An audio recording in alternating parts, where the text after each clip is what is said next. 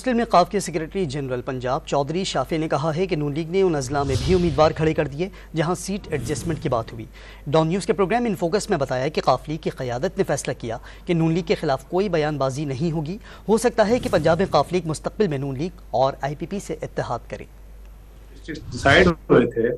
ان پر نون league نے اپنے ہی امیدوار کو ٹکٹ دے کے وہاں پر کھڑا کر دیا، تو پھر چودھری شہزاد حسین صاحب، سالک صاحب، ہم نے یہ ڈیسائیڈ کیا کہ ہم اپنے پنجاب کے پاکستان مسلم لیگ ٹریکٹر کے کینڈیڈیٹس کو جو ہے وہ ڈسون نہیں کریں، اور ہم نے تو یہ فیصلہ کیا ہے کہ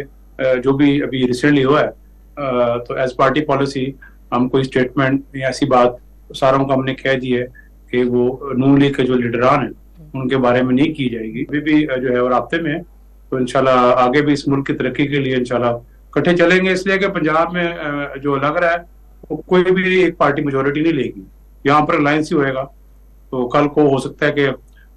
پنجاب میں ہم نون لیگ اور طریقہ استحکام کے ساتھ ہم انشاءاللہ ہو سکتا ہے کہ پاکستان مسلم لیگ جو ہے الائنس میں جائے۔